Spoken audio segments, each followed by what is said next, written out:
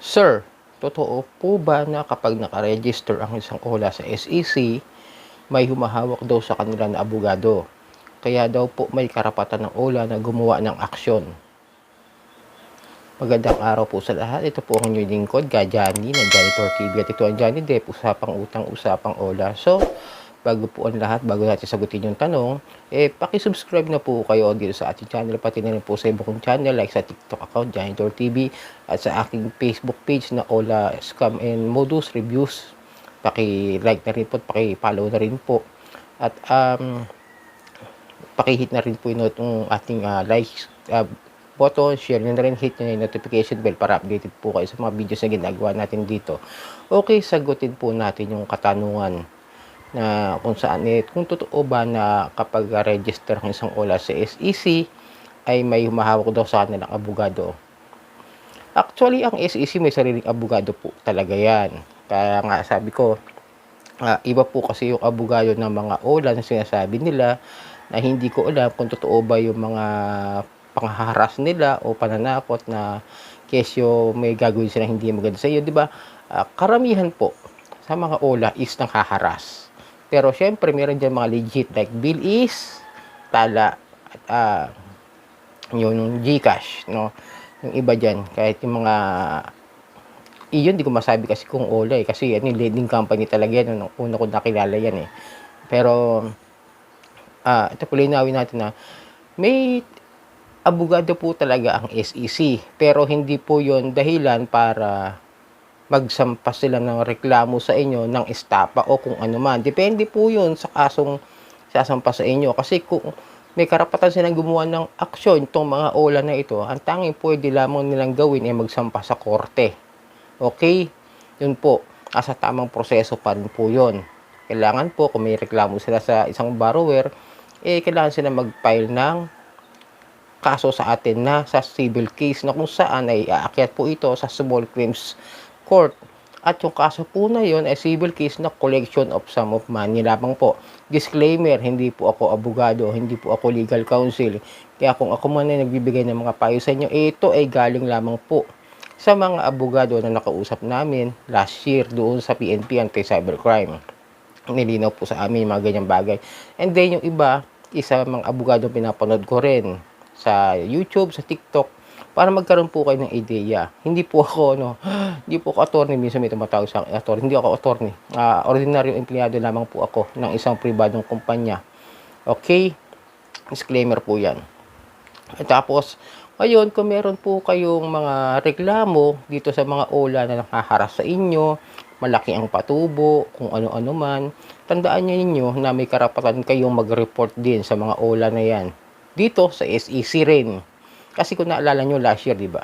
Yung attorney ng SEC, nagsampa rin ng kaso doon sa mga OLA na mapang-abuso. At alam nyo na, yung mga nangaharas, yung mga sobra na malabag na sa fair debt collection practices sa consumers. Like that, yun nga yung nakasampa doon sa ilan, katulad ng UPESO. May kaso yan. Last year, sinampahan nila ng kaso yan na kung saan umakit na nga sa DOJ. Hindi ko na alam kung ano nangyari. Wala nang update after doon. Then, si SEC, kapag nalalaman na may mga report kayo, mas malaki ang bagay na may tutulong ninyo kaysa po sa wala tayong gagawin. Mas okay po yun. Ngayon, kung may harassments na ginagawa, pagbabanta, kung ano-anong harassment, pagpo-post sa social media, is cyber libel. At kailangan makuha po ninyo yung tamang mga informasyon ng agent kahit nakadaming account yan. Kung makakakuha po kayo ng link kung saan po yan para makuha po yung IP address ng agent o ng daming account na gumamit sa inyo para i-post kayo, mas maganda po maibigay po yan para ma-trace po ng ating kapulisan at ng NBI. Okay po.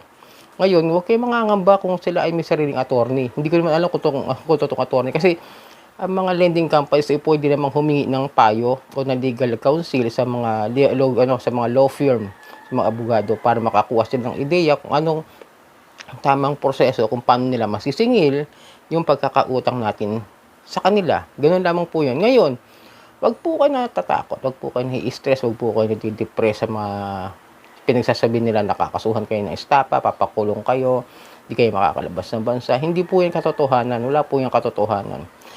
Ang tanging puwede lamang nilang gawin kung totoong gusto nila tayong sampahan, eh, yun ngang sampahan lamang tayo sa small claims court. Inuulit ko ha, hindi po ito para sa mga datihan na nakapag-move on na sa OLA.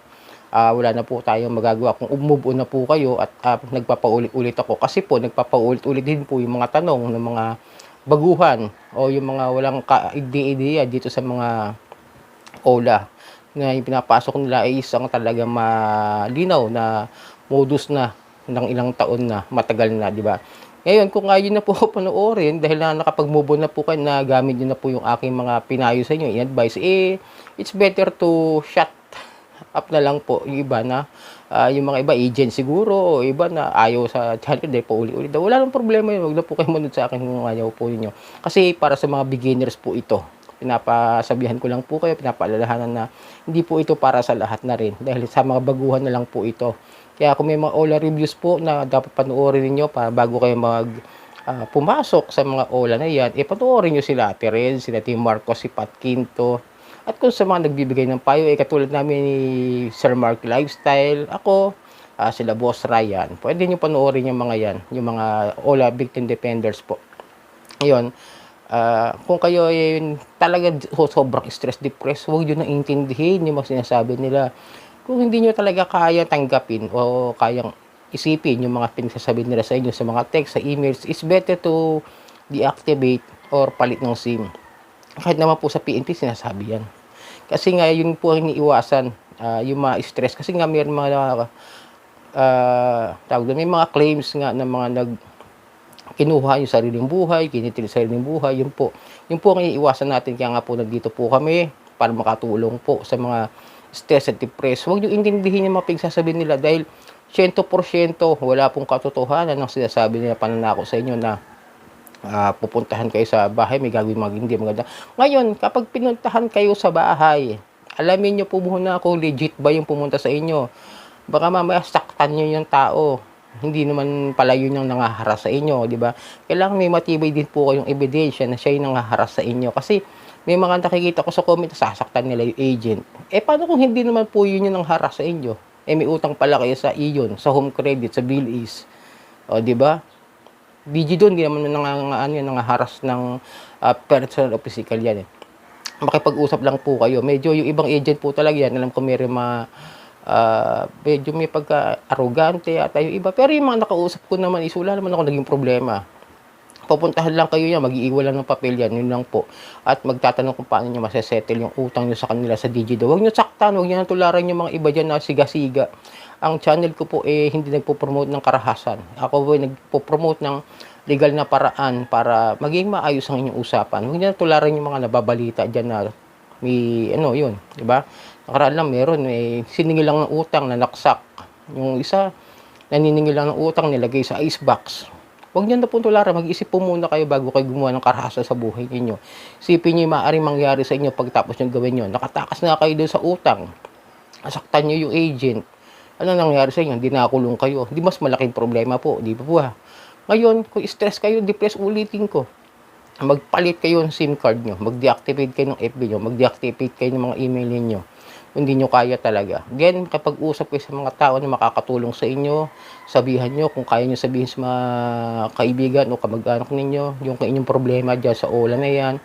And then, sabihin nyo na rin na kung may mga gugulo sa inyo, na may gumagawa ng utang sa inyo, sabihan nyo lang na ipaliwanag nyo, oo, nakahirang kayo. Pero hindi nyo intention na gamitin yung mga kaibigan nyo para singilin sila.